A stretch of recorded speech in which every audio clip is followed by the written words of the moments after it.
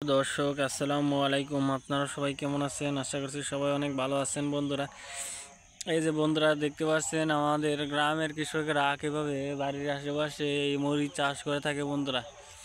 এই মরিচগুলো কিন্তু কাঁচা অবস্থায় সবুজ বনের হয়ে থাকে এবং ফাঁকা অবস্থায় এরকম লাল হয়ে থাকে বন্ধুরা। দেখতে পাচ্ছেন আমার হাতে কিন্তু বন্ধুরা এই মরিচটি কিন্তু পাকার পর এই মরিচটিকে কিন্তু শুকনা মরিচ বলা হয়।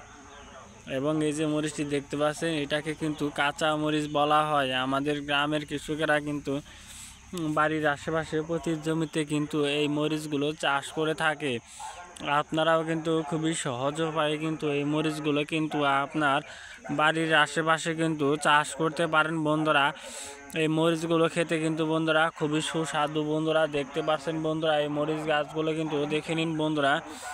এই যে মরিচগুলো রয়েছে বন্ধুরা, মরিচগুলো খেলে কিন্তু বন্ধুরা আপনারা কিন্তু অনেক উপকার পাবেন বন্ধুরা। আমরা নিজেরাই কিন্তু বাড়ির আশেপাশে এই মরিচগুলো চাষ করে থাকি বন্ধুরা।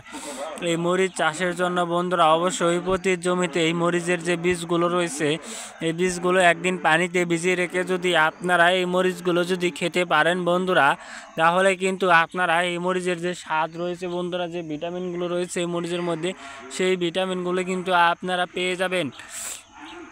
দেখতেই পারছেন বন্ধুরা এই মরিচগুলোর মধ্যেই কিন্তু রয়েছে বন্ধুরা প্রচুর পরিমাণে ভিটামিন বন্ধুরা, যা খেলে বন্ধুরা আপনারা কিন্তু অনেক উপকার পেয়ে যাবেন বন্ধুরা।